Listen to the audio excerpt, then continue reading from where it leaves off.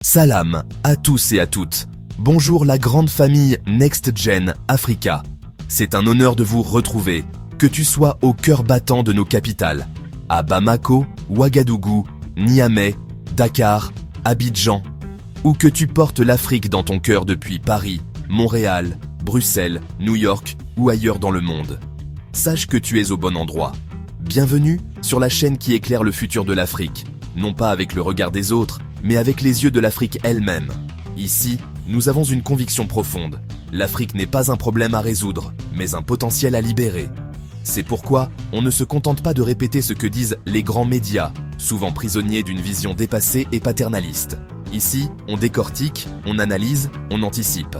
Ici, on parle de stratégie, pour ne plus subir mais agir, géopolitique, pour comprendre les forces qui nous entourent, souveraineté, le mot-clé de notre renaissance, franc CFA, pour briser les chaînes invisibles, BRICS, pour construire un monde multipolaire, et surtout, on parle des peuples africains qui, après des décennies de silence imposé, décident enfin de reprendre le contrôle total et entier de leur destin.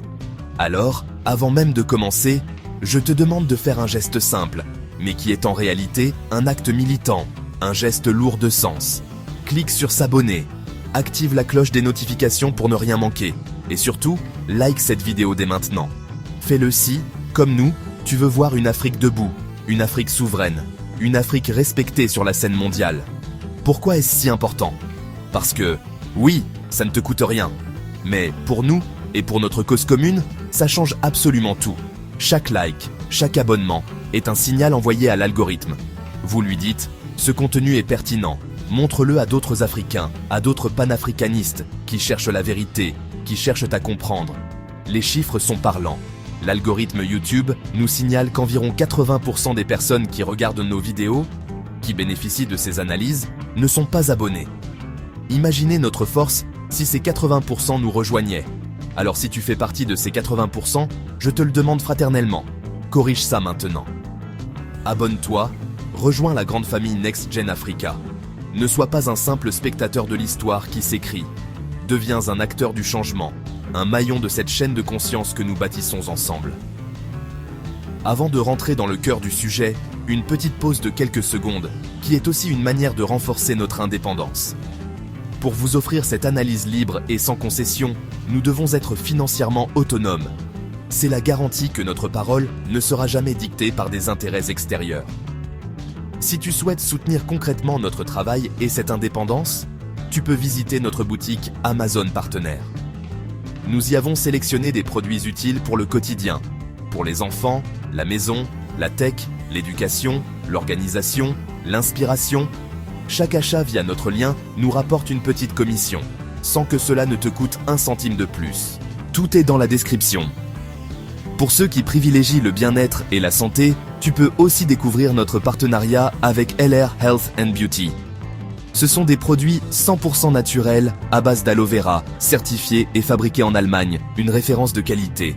Ils sont conçus pour renforcer l'immunité, la digestion, l'énergie et pour un bien-être et une beauté au naturel.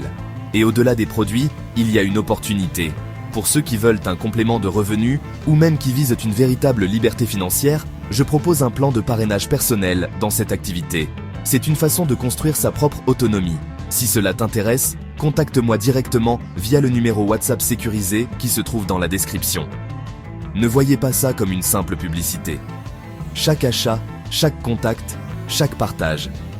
C'est une pierre de plus que nous posons ensemble dans la construction d'une Afrique autonome, à commencer par l'autonomie de ses voix. Merci pour votre soutien. Maintenant, place au sujet du jour. Un sujet absolument majeur, explosif, mais surtout profondément historique. AES, la révolution silencieuse qui fait trembler Paris et Washington. Mali, Burkina Faso, Niger. Retenez bien ces trois noms. Derrière ces trois drapeaux, il y a une seule et même réalité qui gronde. Le refus catégorique de l'humiliation, le rejet de la tutelle néocoloniale et la quête acharnée de la fin de la dépendance. Pendant que les médias occidentaux, en boucle, parlent de putsch, de chaos, de junte militaire et de ruptures dangereuses, une toute autre histoire, bien plus profonde, est en train de s'écrire sur le terrain. C'est celle de trois peuples, de 60 millions d'âmes, qui osent enfin dire d'une seule voix « nos terres, nos règles, nos ressources ». C'est aussi simple et aussi puissant que cela. Dans cette vidéo, nous allons décortiquer ce phénomène en profondeur.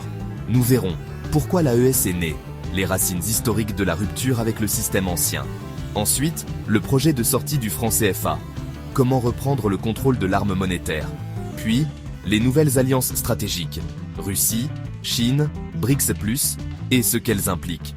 Nous plongerons aussi au cœur du sujet, les ressources minières et énergétiques du Sahel, le véritable enjeu caché de cette bataille. Nous analyserons pourquoi Paris et Washington s'inquiètent vraiment, au-delà des discours de façade sur la démocratie. Et enfin, nous verrons ce que l'expérience de l'AES peut changer concrètement pour toute l'Afrique et comment elle pourrait inspirer d'autres nations. Maintenant que le cadre est posé et que les enjeux sont clairs, on va remonter un peu en arrière. Car pour comprendre la puissance du fleuve aujourd'hui, il faut d'abord connaître la source d'où il jaillit, comprendre d'où vient cette révolution, pour l'instant silencieuse. Depuis des décennies, une image bien précise du Sahel nous est servie par les grands médias internationaux. C'est une région systématiquement présentée comme un foyer de crise sans fin, une zone de pauvreté endémique, un bastion du terrorisme djihadiste, un synonyme d'instabilité politique chronique. En somme, un fardeau pour la communauté internationale, une terre qui ne ferait que consommer de l'aide et des interventions militaires sans jamais rien offrir en retour. Mais derrière ce rideau de fumée médiatique, une autre réalité, bien plus complexe, est soigneusement dissimulée. Car le Sahel est aussi, et surtout, un carrefour géostratégique majeur, un futur nœud énergétique mondial, un pilier essentiel de la sécurité africaine, et un immense réservoir de ressources convoitées, uranium, or, pétrole, gaz, lithium, une richesse qui attise les appétits. Au cœur de ce jeu d'influence, le Mali, le Burkina Faso et le Niger ont longtemps été les pièces maîtresses de la présence militaire française en Afrique. Des bases, des opérations comme Barkhane, des accords de défense parfois secrets, des appuis politiques. Le discours officiel de l'Occident était clair et constant. Nous sommes là pour vous aider à lutter contre le terrorisme. Mais sur le terrain, loin des discours diplomatiques, les populations locales vivaient une toute autre histoire. Elles voyaient la pauvreté qui non seulement ne reculait pas, mais s'enracinait. Elles subissaient l'insécurité qui, malgré les interventions, s'aggravait et s'étendait. Et surtout, elles voyaient les ressources de leur sous-sol continuer de partir massivement vers l'extérieur, sans retombées concrètes pour leur quotidien. Petit à petit, dans les marchés, les universités et les foyers, un sentiment de défiance a commencé à grandir. Une question, d'abord murmurée, puis posée à voix haute, s'est installée dans les esprits. Cette présence étrangère est-elle là pour nous protéger ou pour nous contrôler? La méfiance s'est transformée en colère. Les manifestations se sont multipliées. Les slogans anti-français ont résonné, des drapeaux tricolores ont brûlé, tandis que des drapeaux russes apparaissaient, symbolisant une quête de nouveaux partenaires. Une idée radicale a commencé à germer. Et si nous bâtissions nos propres alliances, selon nos propres intérêts? L'alliance des États du Sahel, l'AES, ne tombe donc pas du ciel. Elle n'est pas un simple accident de l'histoire. Elle est l'aboutissement logique de décennies de frustrations accumulées, la cristallisation d'une volonté de souveraineté longtemps réprimée. Maintenant que le décor est planté et que les enjeux sont clairs, il est temps de plonger au cœur du réacteur. Voyons comment, étape par étape, l'AES est en train de démanteler un système vieux de plusieurs décennies pour réécrire les règles du jeu en Afrique de l'Ouest. Pour comprendre la secousse qui agite le Sahel aujourd'hui, il faut remonter le temps. Pas seulement quelques années, mais plusieurs décennies. Après les indépendances des années 60, un système complexe s'est mis en place, souvent résumé par le terme France-Afrique. Un réseau d'influence politique, économique et militaire qui a maintenu des liens très étroits, parfois ambigus, entre la France et ses anciennes colonies. Pendant longtemps, la stabilité de la région a reposé sur des accords de défense et une présence militaire française, perçue tour à tour comme une protection et une ingérence. Mais sous la surface, une frustration grandissait. Une frustration face à une sécurité qui ne s'améliorait pas, une économie qui peinait à décoller et une souveraineté jugée incomplète. Ce n'est pas une crise soudaine, c'est l'aboutissement d'une longue histoire. Et puis, tout bascule. La rupture n'est pas seulement politique, elle est symbolique, brutale. Expulsion des troupes étrangères, mettant fin à des décennies de présence militaire. Remise en cause des accords militaires, jugés obsolètes et asymétriques. refus des résolutions imposées depuis l'extérieur, vues comme des diktats. Pour beaucoup d'observateurs occidentaux, c'est un dérapage, un danger, un recul démocratique. Une lecture qui se concentre sur la forme des changements de pouvoir, mais qui ignore souvent la profondeur du sentiment populaire. Car pour de nombreux Africains, sur place et dans la diaspora, c'est le début de quelque chose de nouveau, de longtemps attendu, le retour de la dignité. Des foules immenses, galvanisées, remplissent les rues, à Bamako, Ouagadougou, Niamey. Ce ne sont pas des manifestations de colère, mais des démonstrations de fierté. On voit des pancartes, écrites à la main, qui portent des messages clairs. À bas le néocolonialisme, nos terres, nos lois. Nous ne voulons plus de tutelle étrangère. Les nouveaux dirigeants de ces pays, qu'on les apprécie ou non, portent alors un discours que beaucoup de présidents n'osèrent non plus prononcer, un discours de souveraineté totale. Ils refusent les ordres de l'extérieur. Ils rejettent l'ingérence politique. Ils dénoncent le rôle de certaines organisations régionales accusées d'être instrumentalisées. C'est dans ce contexte de rupture et de réaffirmation qu'est proclamée l'Alliance des États du Sahel, AES. Ce n'est pas juste une déclaration d'intention, c'est un pacte de défense mutuelle gravé dans le marbre. Une alliance qui n'est pas qu'un slogan. Elle repose sur 3 principes fondateurs. Solidarité militaire. Si l'un est attaqué, les autres réagissent. C'est l'article 5 de leur propre OTAN. Solidarité politique. Aucune décision importante contre un membre, comme une sanction économique, ne sera acceptée sans une réponse coordonnée. Solidarité stratégique, parler d'une seule voix face au reste du monde pour peser davantage dans les négociations. Ce que beaucoup ne voient pas, c'est que cette union fait renaître un vieux rêve africain, celui du panafricanisme des pères fondateurs comme Kwame Nkrumah ou Thomas Sankara, celui de blocs régionaux réellement indépendants, capables de dire non à des décisions injustes et de définir leur propre voie. CTA discret, si tu penses que l'union fait la force, mais union en commentaire. Mais une alliance politique et militaire ne suffit pas. Pour être vraiment libre, il faut aussi contrôler la monnaie. C'est le nerf de la guerre. Le franc CFA, c'est plus qu'une simple monnaie. C'est un système construit au lendemain de la colonisation où les États africains doivent déposer 50% de leurs réserves de change auprès du Trésor français, garantissant en retour une parité fixe avec l'euro. La politique monétaire est ainsi fortement liée, voire dictée, par la Banque centrale européenne et un ancien colonisateur. Depuis des années, des économistes comme Kako Nubukpo, des intellectuels, des militants, criment dans le désert, cette monnaie n'est pas au service du développement africain. Elle profite aux importateurs et à une élite, mais elle handicape l'industrialisation et l'exportation. Le Mali, le Burkina Faso et le Niger ne se contentent plus de critiquer le système. Ils annoncent leur intention de sortir du franc CFA et de créer une monnaie commune ou des monnaies nationales souveraines. Qu'est-ce que ça change concrètement ? Premièrement, ils rapatrient leurs réserves de change. Cet argent, auparavant stocké en France, peut être utilisé pour garantir des emprunts et financer leurs propres priorités sans attendre le feu vert d'une autre capitale. Deuxièmement, ils gagnent en flexibilité.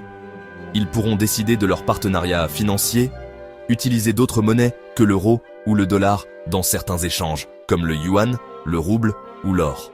Surtout, ils envoient un message sismique à toute l'Afrique de l'Ouest. Oui, il est possible de remettre en cause des accords vieux de 70 ans.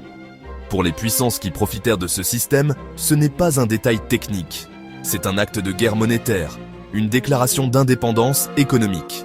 Mais pour réussir une telle transition, qui est techniquement complexe et politiquement risquée, il faut des alliés puissants. Et c'est là que la Russie, la Chine et les BRICS entrent en scène. Pendant que certaines capitales occidentales menacent, sanctionnent, isolent, d'autres puissances, elles, avancent avec une stratégie très claire, une offre alternative. La Chine, c'est la puissance économique. Elle construit des routes, des ponts, des chemins de fer, des barrages. Elle propose des accords d'infrastructure contre ressources, des zones économiques spéciales et une intégration dans ces nouvelles routes de la soie. Sa doctrine, non-ingérence politique, business d'abord.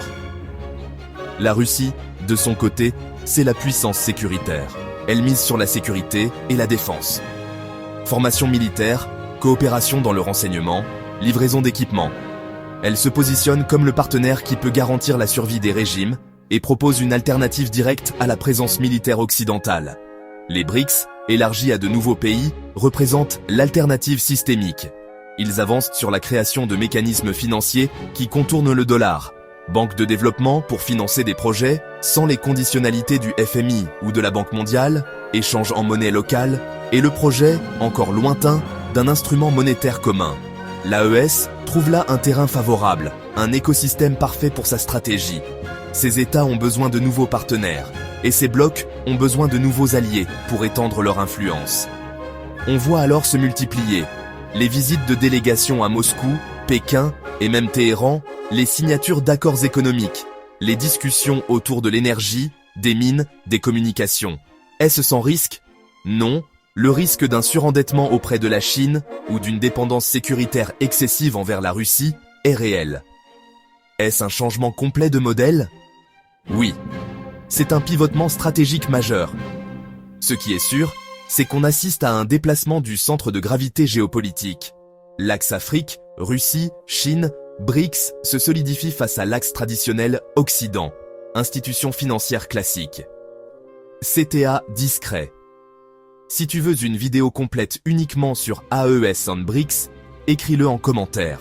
Mais si tout le monde se bat pour ces pays, si les chancelleries du monde entier ont les yeux rivés sur le Sahel, ce n'est pas seulement pour des raisons idéologiques. C'est parce qu'ils possèdent quelque chose de beaucoup plus précieux que des discours. Le Sahel, ce n'est pas juste du sable et des conflits. C'est une mine à ciel ouvert, un trésor géologique au cœur des enjeux du XXIe siècle. Uranium du Niger. Le pays est l'un des plus grands producteurs mondiaux, essentiel à l'industrie nucléaire, notamment française. Or, du Burkina Faso et du Mali. L'or est devenu leur principal produit d'exportation, une source de revenus vitale. Lithium du Mali. Surnommé l'or blanc, il est au cœur de la révolution des batteries et des véhicules électriques. Pétrole et gaz dans plusieurs zones de la région, avec des projets d'oléoducs qui pourraient redessiner la carte énergétique régionale. Et surtout, un potentiel solaire gigantesque, l'énergie de demain, dans une des zones les plus ensoleillées du globe. Ce que la plupart des gens ne voient pas, c'est que l'avenir énergétique et technologique du monde passe par ce genre de territoire. Chaque ressource est une pièce sur l'échiquier mondial. L'uranium est crucial pour le nucléaire civil, une énergie décarbonée que beaucoup de pays veulent relancer. Le lithium est indispensable pour les batteries, les voitures électriques, les téléphones. Sans lithium, pas de transition verte. L'or reste une valeur refuge pour les banques centrales des grandes puissances, surtout en période d'incertitude monétaire. Le gaz devient une alternative clé dans les crises énergétiques, comme celle que l'Europe a connue récemment. Alors, quand l'AES décide de reprendre le contrôle sur ses ressources, de renégocier les contrats miniers, de revoir les codes d'investissement et les termes de partage des revenus, cela affole tous ceux qui, pendant des années, ont profité de conditions très favorables, souvent négociées dans une position de force. Derrière les grands discours sur la démocratie et les valeurs, il y a aussi, il faut le dire crûment, une bataille économique féroce pour savoir qui contrôlera l'uranium qui alimente les centrales nucléaires, qui aura un accès prioritaire au lithium pour ses gigafactories, qui signera les prochains contrats d'exploration et d'exploitation, et c'est précisément là que Paris et Washington commencent à trembler. L'AES ne représente pas seulement 3 pays, elle représente un modèle, un précédent potentiellement contagieux, un modèle où des États peuvent dire non à des bases étrangères, même celles de puissance mondiale. Des États peuvent remettre en cause une monnaie héritée de la colonisation, un tabou absolu il y a encore 10 ans. Des États peuvent choisir de s'allier à d'autres puissances que l'Occident, sans demander de permission. Pour Paris, c'est un choc existentiel.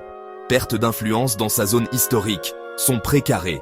Menace directe sur des contrats énergétiques et miniers stratégiques. Affaiblissement diplomatique majeur sur le continent africain. Pour Washington, c'est une alerte stratégique de premier ordre. L'avancée spectaculaire de la Russie et de la Chine dans une région clé pour la lutte contre le terrorisme et pour les ressources. La remise en cause de l'ordre international dominé par le dollar et les institutions de Bretton Woods. Mais ce que ces puissances redoutent le plus, ce n'est pas seulement l'AES. C'est l'effet domino. La contagion de l'exemple. Si l'AES réussit à améliorer la sécurité, à stabiliser son économie et à obtenir de meilleurs contrats pour ses ressources, alors d'autres pays du continent, qui font face aux mêmes défis, pourraient se dire « Pourquoi pas nous ?» Et là, ce n'est plus seulement une alliance régionale qui se dessine, c'est potentiellement une nouvelle ère africaine. CTA discret. Si tu penses que que l'AES peut inspirer toute l'Afrique, mets nouvelle ère en commentaire. Avant de conclure, il faut se poser une dernière question, la plus importante de toutes. Quel futur cette révolution silencieuse ouvre-t-elle pour l'ensemble du continent? Nous arrivons au terme de notre analyse et le constat est sans appel. Nous vivons un tournant historique. Pendant des décennies, l'histoire du Sahel a été écrite par d'autres, une narration dictée par des intérêts extérieurs, gravée dans les accords post-coloniaux et cimentée par le franc CFA. Mais aujourd'hui, le Mali, le Burkina Faso et le Niger reprennent la plume. Ils ne se contentent plus de tourner la page, ils cherchent à écrire un tout nouveau livre dont ils seraient les seuls auteurs. Cette démarche, l'Alliance des États du Sahel, est une tentative audacieuse de reprendre le contrôle de leur destin, de leur monnaie, de leur richesse et de leur sécurité. Bien sûr, le chemin est semé d'embûches. L'AES est loin d'être une construction parfaite. Elle affrontera des défis titanesques. Sur le plan économique, comment bâtir une nouvelle monnaie commune viable et gérer les ressources stratégiques comme l'uranium, l'or et le lithium pour le bien des peuples? Sur le plan sécuritaire, comment assurer la stabilité sans les anciens partenaires face à une menace terroriste toujours présente? Et sur le plan diplomatique, comment naviguer dans un monde multipolaire entre les puissances traditionnelles et les nouveaux alliés comme la Russie ou la Chine? Chaque pas sera scruté, chaque décision contestée. Mais une chose est certaine, cette alliance, par sa simple existence, remet en cause un ordre ancien et force un débat que beaucoup voulèrent à tout prix éviter. Alors, après avoir exploré ensemble l'histoire, les enjeux et les futurs possibles, je te pose la question, à toi qui regardes cette vidéo et qui est maintenant armé de tous ces éléments de réflexion, est-ce que l'AES est une folie passagère, une alliance de circonstances vouée à l'échec? Ou assistons-nous aux premières lueurs d'une véritable révolution panafricaine, un modèle qui pourrait inspirer tout un continent? Ta perspective est essentielle. Donne-moi ton avis argumenté en commentaire. Je lis absolument tous vos messages, et ce sont vos idées qui nourrissent la conversation et inspirent les prochaines vidéos. Si cette analyse t'a appris quelque chose, si elle a bousculé tes certitudes ou éclairé ta lanterne, montre ton soutien. Like cette vidéo, partage-la à un ami, un frère, une sœur, et surtout, abonne-toi pour faire partie de cette communauté qui cherche à comprendre le monde pour mieux le changer. Ici, c'est Next Gen Africa. Et ici, tu le sais, on ne subit pas le monde, on le transforme. Reste connecté, car ce que nous venons de voir n'est qu'un chapitre d'un livre beaucoup plus grand que nous continuerons d'explorer ensemble. Dans notre prochaine vidéo, prépare-toi à une analyse en profondeur. Nous allons décortiquer comment la future monnaie des BRICS, potentiellement adossée à l'or, pourrait radicalement transformer l'économie africaine. Bien plus qu'une simple alternative, certains experts la voient comme l'arme stratégique capable de démanteler le système du franc CFA, et même de contester la suprématie du dollar sur le continent. C'est une révolution monétaire qui se prépare, et ces ondes de choc pourraient être ressenties de Dakar à Djibouti. Tu veux comprendre les véritables enjeux qui se trament en coulisses? Nous plongerons dans les alliances géopolitiques qui se redessinent, avec la Russie et la Chine jouant des rôles clés. Nous analyserons comment le contrôle de ressources stratégiques comme l'uranium du Niger, l'or du Burkina Faso ou le lithium du Mali est au cœur de cette bataille d'influence. Tu veux être en avance sur les changements qui s'annoncent et saisir toutes les implications pour l'avenir? Alors, c'est le moment.